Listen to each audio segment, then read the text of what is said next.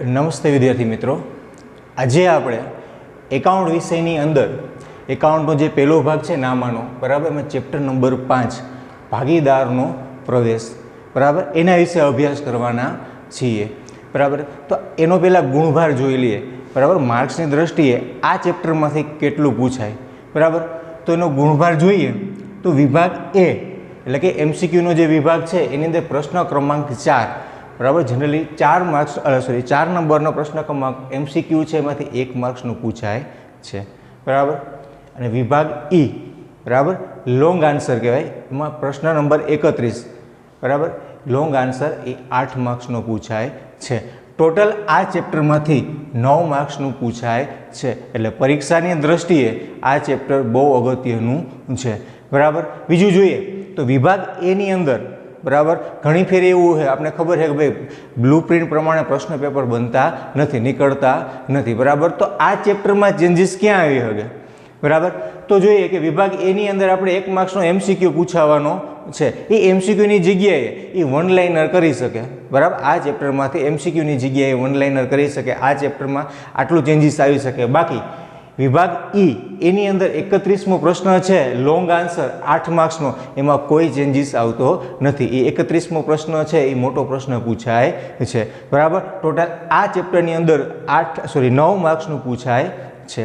બરાબર, હવે આપણે આવીએ ભાગીદારનો પ્રવેશ. બરાબર, ભાગીદારનો પ્રવેશ શેના માટે. બરાબર, તેના માટે આપણે આગળ જોઈએ કે અગાઉ આપણે ચેપ્ટર ભણી ગયા ભાગીદારી પેઢીનું ભાગીદારીનું પુનઃગઠન. બરાબર, પુનઃગઠન એટલે શું? તો કે ભાઈ જુદા જુદા કારણોસર ભાગીદારોને નફા નુકસાન વહેંચણીના પ્રમાણમાં થતો ફેરફાર. બરાબર, જોઈએ આપણે જુદા જુદા કારણોસર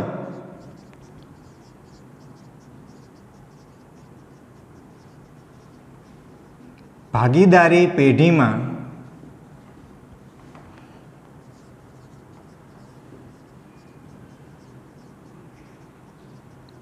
વહેંચણીના પ્રમાણમાં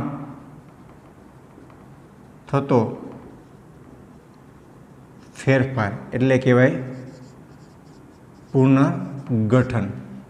બરાબર, જુદા જુદા કારણોસર ભાગીદારી પેઢીના નફા નુકસાનના વહેંચણીના પ્રમાણમાં થતો ફેરફાર.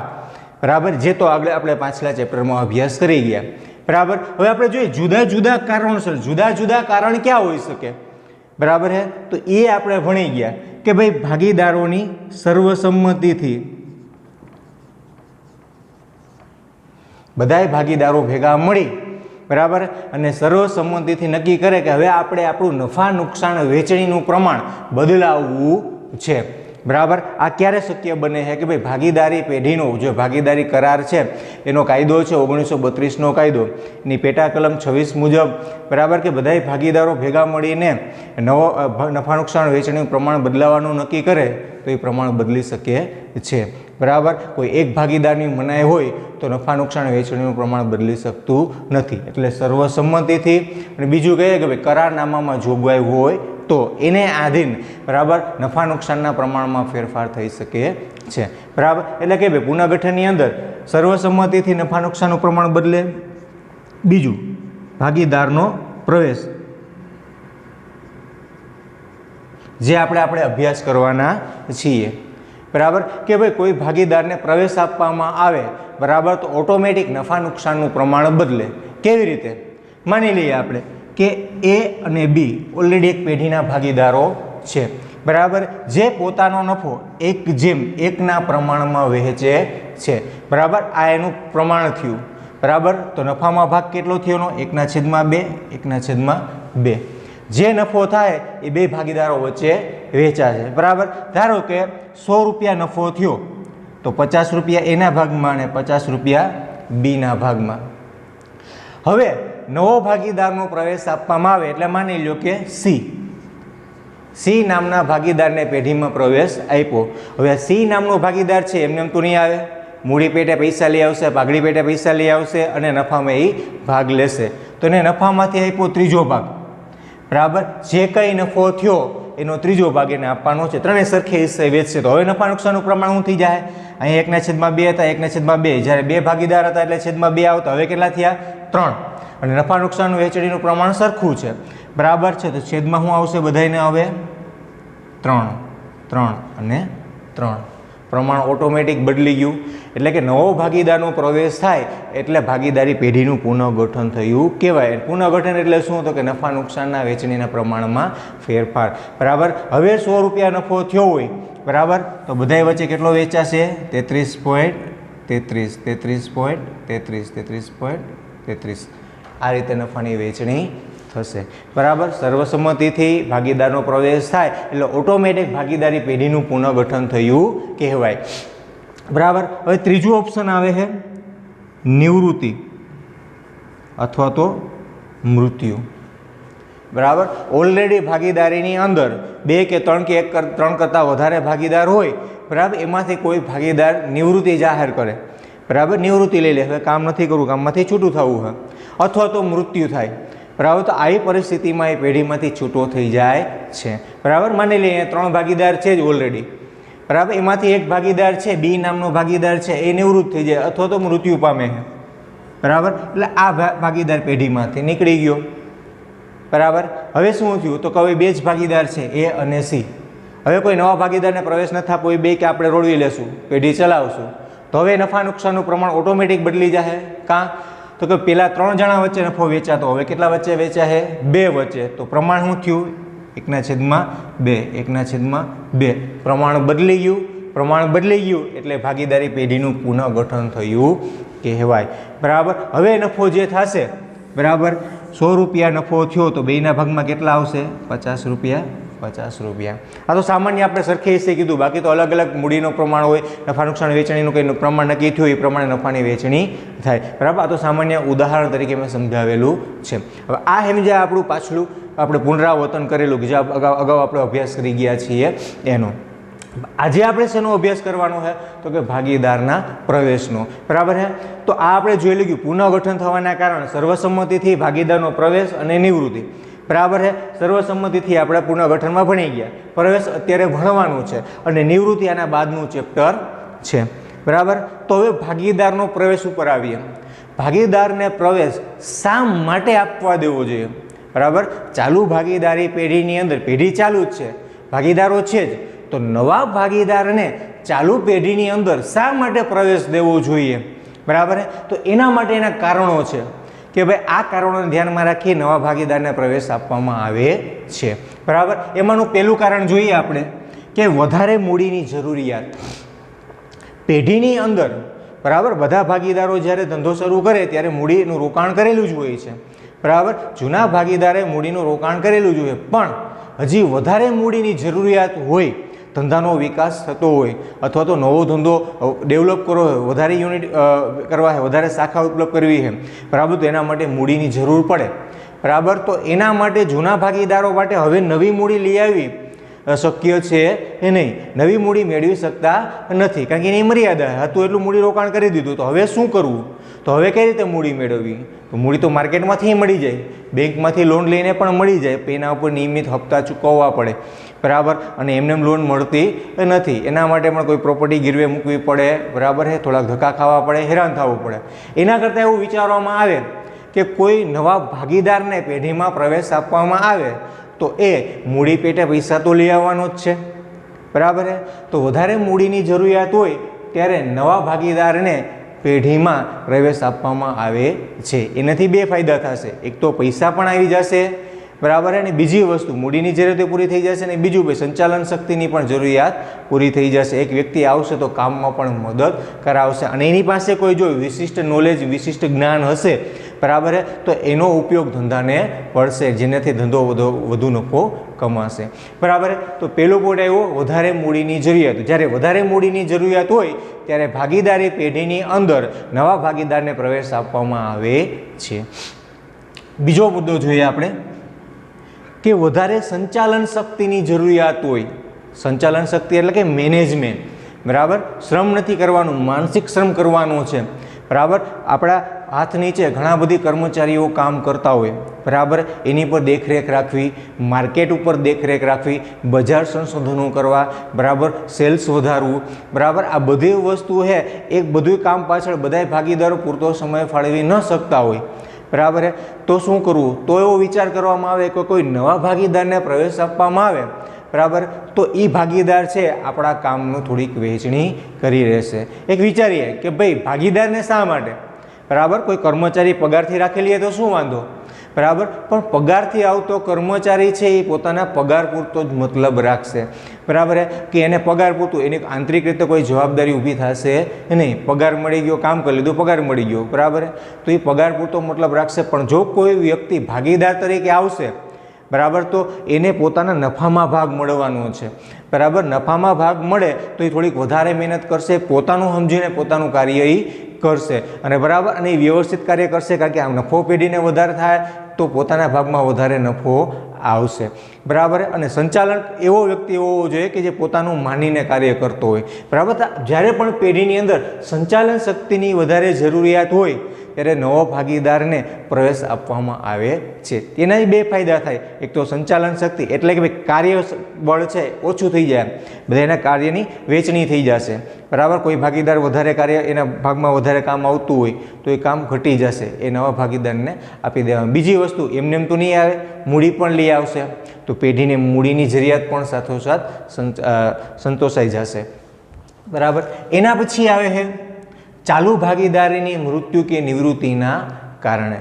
ઓલરેડી ભાગીદારી પેઢીની અંદર મિનિમમ 2 તો ભાગીદાર હોય તો જ ભાગીદારી પેઢી કહેવાય, તો આપને ખબર, બરાબર। કોઈ એકલો વ્યક્તિ ધંધો કરતો હોય અને એમ કહે કે હું ભાગીદાર છું, તો એ શક્ય છે નહીં। ભાગીદારી પેઢી થવા માટે કેટલા વ્યક્તિ હોવા જોઈએ? ઓછામાં ઓછા 2 વ્યક્તિ હોવા જોઈએ, બરાબર।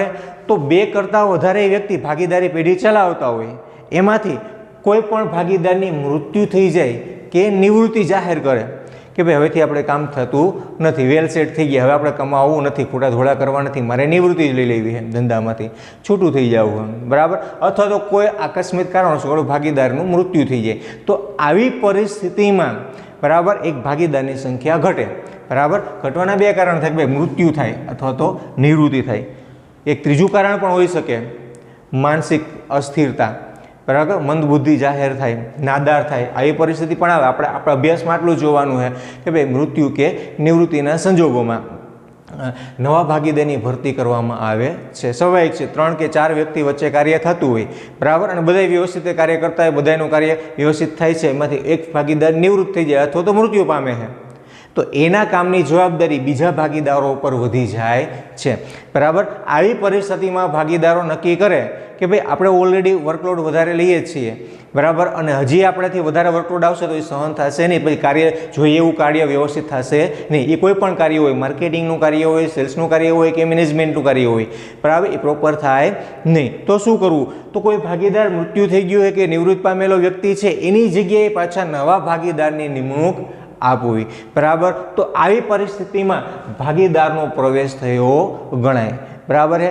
તો પ્રવેશ આપવાનું ત્રીજું કારણ શું થયું કે ચાલુ ભાગીદારી પેઢીમાંથી કોઈ ભાગીદાર નિવૃત્ત થઈ જાય અથવા તો મૃત્યુ પામે ત્યારે નવા ભાગીદારને પ્રવેશ આપવામાં આવે છે।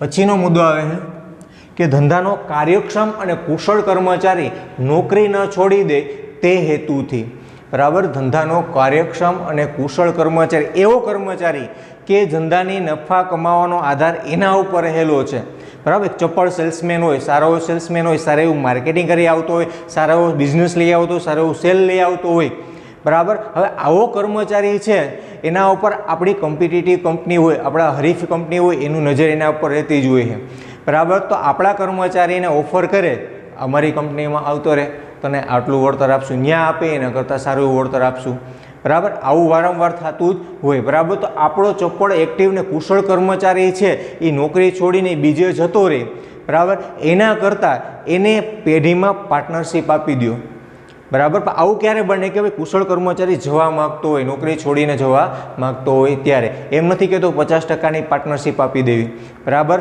પણ પગારના બદલામાં એને પાર્ટનરશિપ આપો, અમુક ટકા નક્કી કરો કે ભાઈ હવે તારે તું પેઢીનો કર્મચારી નથી, પેઢીનો નોકર નથી, હવેથી તું પેઢીનો ભાગીદાર બની જઈશ, પેઢીનો માલિક બની જઈશ, બરાબર। તો આવી પરિસ્થિતિમાં કર્મચારી પછી ક્યારેય પેઢી છોડીને જશે નહીં, બરાબર। કુશળ કર્મચારી છે, બરાબર, એવું નથી કે એ ગયા પછી કોઈ બીજો કર્મચારી આપણે ન મળે, એના કરતાં પણ સારો કુશળ કર્મચારી મળી જાય અને ન પણ મળે, બરાબર। તો આવી પરિસ્થિતિમાં જે છે એને સાચવવો હિતાવહ રહે છે. એટલા માટે જૂનો કર્મચારી છે એ નોકરી છોડીને જતો હોય તો એને પાર્ટનરશિપ ઓફર કરવામાં આવે છે અને એને ભાગીદારી પેઢીની અંદર પ્રવેશ આપવામાં આવે છે. બરાબર. પછીનો પોઈન્ટ આવે છે જોખમની વહેંચણી કરવા. એક મહત્વનો પોઈન્ટ, જોખમની વહેંચણી કરવા માટે. જોખમની વહેંચણી શા માટે? બરાબર. તો ધંધો છે, બરાબર, ધંધાનો નિયમ છે કે સતત નફો થાય રાખે એવું જરૂરી છે નહીં. કોઈ વર્ષે નુકસાન પણ આવે અને ઘણી ફેરી નવો ધંધો શરૂઆત કર્યો હોય તો એમાં નુકસાનીના ચાન્સીસ રહે. બરાબર. સતત નફો કરે કે સડનલી નફો કરવા માંડે એવું જરૂરી છે નહીં. બરાબર. તો ઘણી ફેરી ધંધાની અંદર નુકસાનીને પહોંચી વળવા માટે અથવા તો એમ કહેવાય કે ભાઈ જોખમી ધંધો હોય અહીંયા વધારે પડતા ભાગીદારો એ સારા. બરાબર. શું કામે? કે ભાઈ નુકસાની થઈ, નુકસાન આવ્યો તો એક કરતાં વધારે વ્યક્તિ વચ્ચે નુકસાની વેચાઈ જાય છે. બરાબર. બીજી વસ્તુ એમ કહીએ કે ભાઈ નુકસાની વેચાય તો એની સામે નફો, હા નફો એ વેચાય, પણ જે ધંધાની અંદર જોખમનું પ્રમાણ વધારે રહેલું હોય એવા ધંધાની અંદર એક કરતાં વધારે ભાગીદારોની સંખ્યા બે કરતાં વધારે ભાગીદારોની સંખ્યા રાખવું તો હિતાવહ છે. એટલે બરાબર કે ભાઈ ધંધાની અંદર જોખમનું પ્રમાણ વધતું હોય તો ત્યારે જોખમની વહેંચણી કરવા માટે કોઈ નવા ભાગીદારને પ્રવેશ આપવામાં આવે છે. બરાબર. તો ભાગીદારના પ્રવેશ માટેના 5 કારણો છે. બરાબર. પાછા રિપીટ કરી જોઈએ. મૂડીની જરૂરિયાત માટે, બીજું આવે વધારે સંચાલન શક્તિની જરૂરિયાત માટે, ત્રીજું ચાલુ ભાગીદારીની મૃત્યુ કે નિવૃત્તિના કારણે, ચોથું ધંધાનો કાર્યક્ષમ અને કુશળ કર્મચારી નોકરીને છોડીને જતો ન રહે તો એના માટે એને પ્રવેશ આપવામાં આવે છે. અને પાંચમું આવે જોખમની વહેંચણી કરવા માટે. બરાબર. જોખમની વહેંચણી એટલે જે ધંધાની અંદર જોખમનું પ્રમાણ વધારે રહેલું હોય ત્યાં 1-2 કરતાં વધારે ભાગીદારો સારા. બરાબર છે. આ હતા પ્રવેશના કારણો. એના પછી આપણે જોઈએ કે નવા ભાગીદારે પેઢીમાં લાવવાની થતી રોકડ અથવા રકમ. બરાબર. રોકડા અથવા તો રકમ પેઢીમાં એને કેવી રીતે પૈસા લઈ આવવાના થાય. બરાબર. કોઈ નવો ભાગીદાર છે એ ચાલુ પેઢીની અંદર આવે ને કે આવતા વર્ષથી અથવા તો નવેસરથી જ્યારે નફો વેચે ત્યારે આપણો ભાગ, આવું શક્ય બને નહીં. બરાબર. ચાલુ પેઢીની અંદર કોઈ પણ ભાગીદાર આવશે તો એને 2 રીતે રકમ લઈ આવવાની થાય.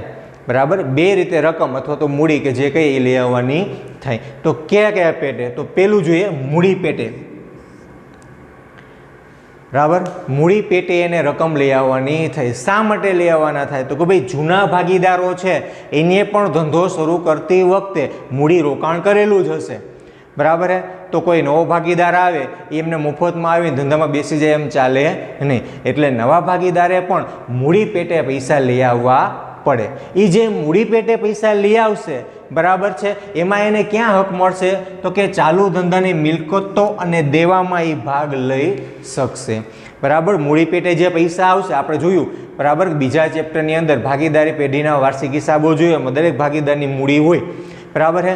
તો મૂડીમાં પૈસા જે મૂડી પેટે જે પૈસા લઈ આવે એના મૂડી ખાતામાં રહી, એ મિલકતોમાં અને મૂડીમાં એને ભાગ મળે. એ મૂડી પેટે જે પૈસા લઈ આવશે નવો આવનાર ભાગીદાર, બરાબર છે, એને ચાલુ ધંધાની અંદર જે મિલકતો છે અને દેવા છે એમાં એને ભાગ મળશે. બરાબર છે. હવે બીજું આવે છે પાઘડીના પ્રીમિયમ પેટે લઈ આવવાની થતી રકમ. પાઘડીનું પ્રીમિયમ શબ્દ યાદ રાખજો, આ વારંવાર આવશે.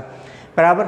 પાઘડીના પ્રીમિયમ પેટે લઈ આવવાની રકમ. આ શા માટે રકમ લઈ આવવામાં આવે? મૂડી પેટે તો પૈસા લઈ આવ્યા, તો પાઘડીના પ્રીમિયમ માટે શા માટે પૈસા લઈ આવવામાં આવે?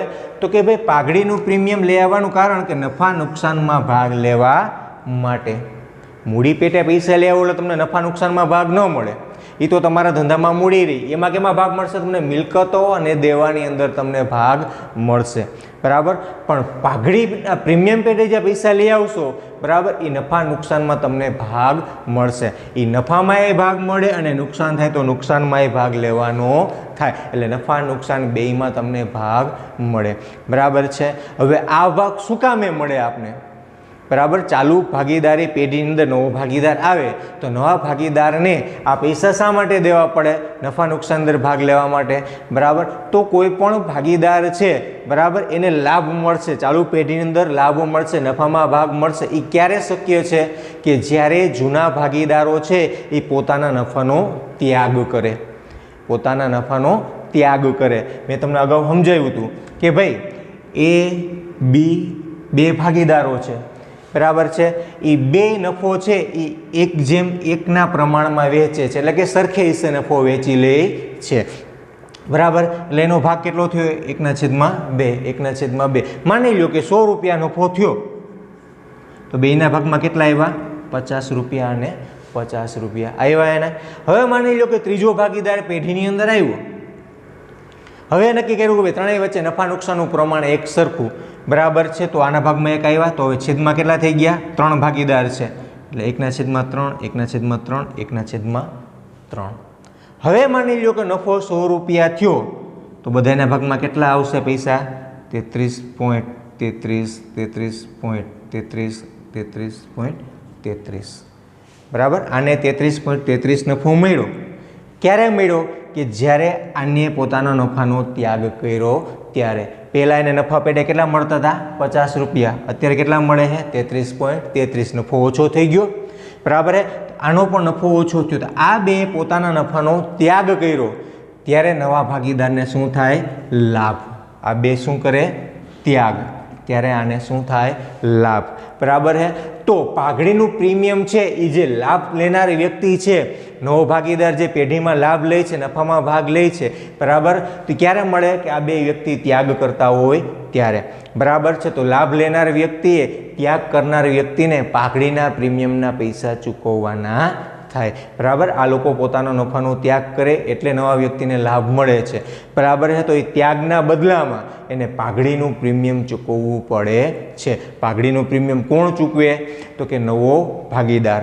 ઘણી ફેર એવું પણ બને કે ભાઈ આ બે ભાગીદારમાંથી ત્યાગ ફક્ત એક જ વ્યક્તિ કરતો હોય, બરાબર. લાભ બે વ્યક્તિને થાય, પ્રમાણ બદલે એટલે લાભ બે વ્યક્તિને થાય, એક જ વ્યક્તિ ત્યાગ કરતો. જે વ્યક્તિ ત્યાગ કરતો હોય ને એને પાઘડીના પ્રીમિયમના પૈસા મળે. અને બીજું કે જેને લાભ થાય એ બે વ્યક્તિને કદાચ લાભ થતો તો બે વ્યક્તિએ પાઘડીનું પ્રીમિયમ ચૂકવવું પડશે, બરાબર. એટલે યાદ રાખજો, પાઘડીનું પ્રીમિયમ શા માટે દેવામાં આવે? તો કે નફા નુકસાનમાં ભાગ લેવા માટે. બીજું એમ કહેવાય કે પાઘડીના પ્રીમિયમ પેટે લાવેલી રકમ જૂના ભાગીદારો પોતાના ત્યાગના પ્રમાણમાં વેચી લેશે. પોતાના નફાનો જે ત્યાગ કરે ને ત્યાગનું પ્રમાણ આપણે ગોતવાનું થશે. અને ત્યાગ એટલે શું? એ આપણે પાછલા ચેપ્ટરમાં શીખી ગયા પુનઃગઠનની અંદર, બરાબર.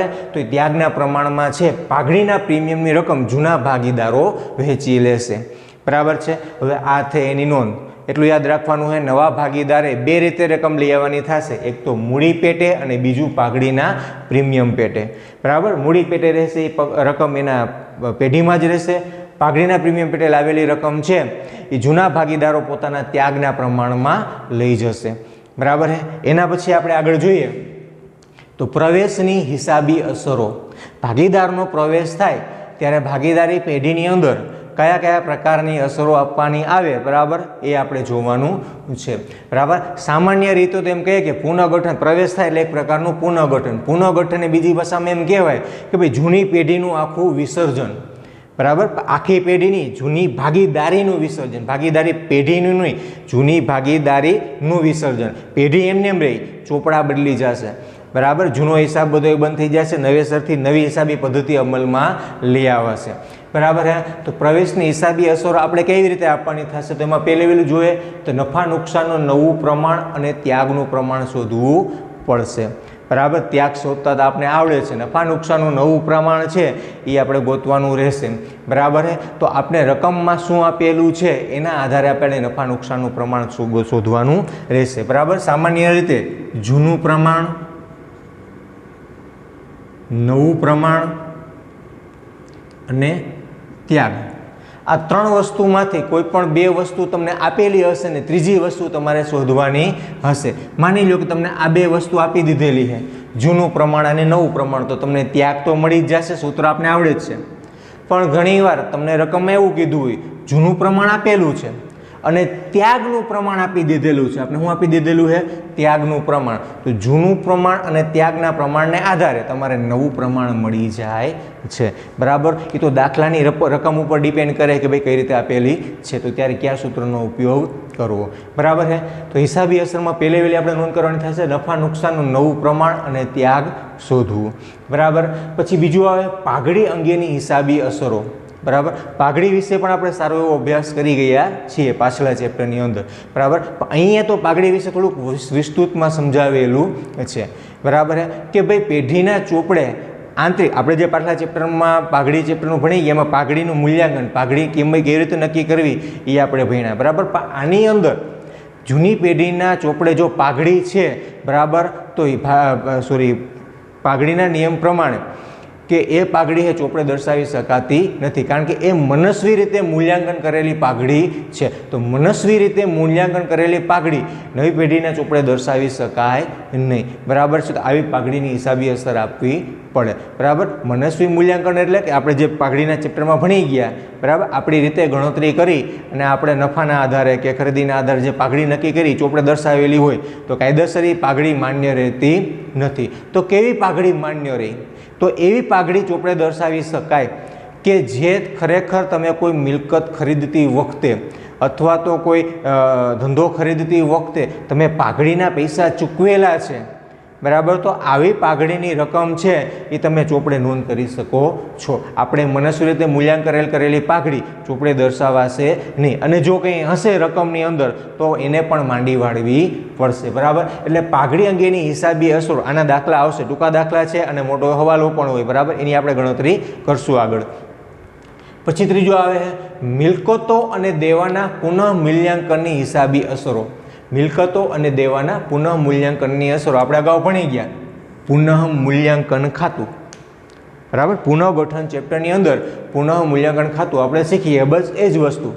મિલકતોની કિંમતમાં વધારો કે ઘટાડો, દેવાની કિંમતમાં વધારો કે ઘટાડો નોંધવા માટે આપણે જે ખાતું બનાવીએ એને કહેવાય પુનઃ મૂલ્યાંકન ખાતું, બરાબર છે. તો એની નોંધ અહીંયા કરવામાં આવશે. પુનઃ મૂલ્યાંકન ખાતાને નફા નુકસાન હવાલા ખાતું પણ કહેવાય છે, બરાબર છે. તો એ આપણે સારી રીતે આવડે છે, બરાબર. તો એ એક કરવાની થશે નોંધ, કારણ કે ભાઈ પ્રવેશના હિસાબે પ્રવેશ થયો હોય એ પહેલાં પેઢીના ચોપડે મિલકતો અને દેવાની કિંમત હોય અને બજાર કિંમત કોઈ અલગ હોય છે, બરાબર. માની લો કે પેઢીના ચોપડે મકાનની કિંમત 3 લાખ રૂપિયા બોલે છે, પણ જ્યારે પુનઃગઠન થાય છે ત્યારે માર્કેટની અંદર એ મકાનની કિંમત 5 લાખ બોલતી હોય, બરાબર. તો ચોપડે કિંમત કરતાં જે બજાર કિંમત હાલતી હોય ને એ જ નવી પેઢીની અંદર પાકા સરવૈયામાં લખવાની હોય, એટલે બરાબર. તો નવી પાકા સરવૈયામાં કેટલી કિંમત આવશે? તો કે 5 લાખ, બરાબર. એટલે ચોપડે કિંમત નહીં પણ બજાર કિંમતે પેઢીનું મૂલ્યાંકન કરવાનું થાય.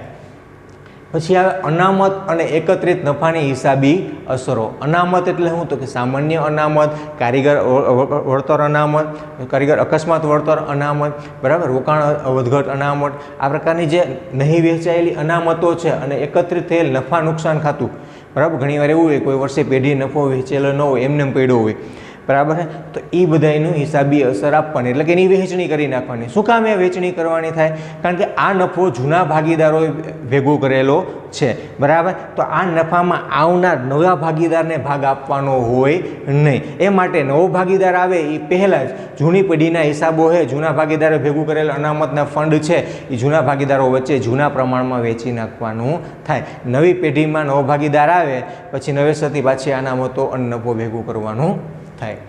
પછી આવે છે ભાગીદારોની મૂડીમાં ફેરફાર. દરેક ભાગીદારોએ આમાં રકમમાં આપેલું હશે ભાઈ મૂડીમાં ફેરફાર, વર્ષની શરૂઆતમાં મૂડી હતી, વર્ષના અંતે કેટલી રાખવી, બરાબર છે. કે નવી પેઢીની અંદર દરેક ભાગીદાર કેટલી મૂડી રાખવી, કયા પ્રમાણમાં મૂડી રાખવી, બરાબર. એ નોંધ છે એની હિસાબી અસર આમાં આપવાની થાય છે, બરાબર. તો ટૂંકમાં રિપીટ કરી લઈએ કે હિસાબી અસર છે પ્રવેશનો દાખલો ગણતી વખતે કઈ કઈ નોંધ કરવાની થાય આપણે હિસાબી અસર? તો કે નફા નુકસાનનું નવું પ્રમાણ અને ત્યાગનું પ્રમાણ શોધવું, પાઘડી અંગેની હિસાબી અસરો, મિલકતો અને દેવાના પુનઃમૂલ્યાંકનની અસરો, અનામત અને એકત્રિત નફાની હિસાબી અસરો અને ભાગીદારોની મૂડીની ફેરફારની અસરો, બરાબર. હવે એના પછી આવે છે કે ભાઈ ભાગીદારના પ્રવેશના દાખલો ગણવા માટે આપણે કયા કયા ખાતા બનાવવાના થશે, બરાબર છે. તો જરૂરી ખાતામાં એક આવશે પહેલું આમ નોંધ. જો આમ નોંધ દરેક ખાતાની અંદર દરેક દાખલાની અંદર હશે નહીં, પણ રકમની અંદર આપણે કીધેલું હોય કે જરૂરી ખાતા દોરી આમ નોંધ લખો તો આપણે આમ નોંધ લખવી પડશે, બરાબર છે. બીજું આવે પુનઃ મૂલ્યાંકન ખાતું, જે આપણે ખબર જ છે કેવી રીતે બને છે, બરાબર. પુનઃગઠનમાં આપણે ભણી જ ગયા. એ પુનઃ મૂલ્યાંકન ખાતું, ભાગીદારોના મૂડી ખાતા અથવા તો ચાલુ મૂડી ખાતા એ આપણે અગાઉના ચેપ્ટરમાં ભણી ગયા છીએ, બરાબર. કે સ્થિર મૂડી ખાતું, અસ્થિર મૂડી ખાતું, બરાબર. તો મૂડી ખાતા બનાવવા, પછી રોકડ બેંક ખાતું, બરાબર, અને એના પછી પ્રવેશ બાદનું પાકું સરવૈયું, નવી પેઢીનું પાકું સરવૈયું, બરાબર છે. તો આપણે આ એની જોઈ પ્રસ્તાવના અને થિયરી, બરાબર છે. હવે પછીના નેક્સ્ટ લેક્ચરની અંદર આપણે છે એમના જે સ્વાધ્યાયના દાખલાથી સ્ટાર્ટ કરશું, બરાબર, અને ટૂંકા દાખલાથી ધીમે ધીમે ધીમે મોટા દાખલા ગણશું, બરાબર. પણ એક યાદ રાખે, ટૂંકા દાખલા છે આ ચેપ્ટરમાં પૂછાતા નથી, પણ ટૂંકા દાખલા એટલા બધી છે પણ નહીં, બરાબર. તો ટૂંકા દાખલા ગણી લઈએ તો અગાઉ કે હવાલામાં એવો કોઈ દાખલો પૂછાય, એક હવાલો બનીને પૂછી શકે તો આપણે પ્રોબ્લેમ આવે નહીં. સામાન્ય રીતે આ ચેપ્ટરમાંથી મોટા જ દાખલા પૂછાય છે, બરાબર. પણ આપણે બેક પીરિયડની અંદર જે ટૂંકા દાખલા થોડા છે એ કરી લઈએ તો એકાદો હવાલો જો મોટા દાખલામાં પૂછાય જાય એને લગતો તો આપણે વાંધો આવે નહીં. તો આપણે આગલા નેક્સ્ટ ચેપ્ટરની નેક્સ્ટ પીરિયડની અંદર આપણે આના સ્વાધ્યાયના ભાગીદારના પ્રવેશના સ્વાધ્યાયના દાખલાઓ ગણશું.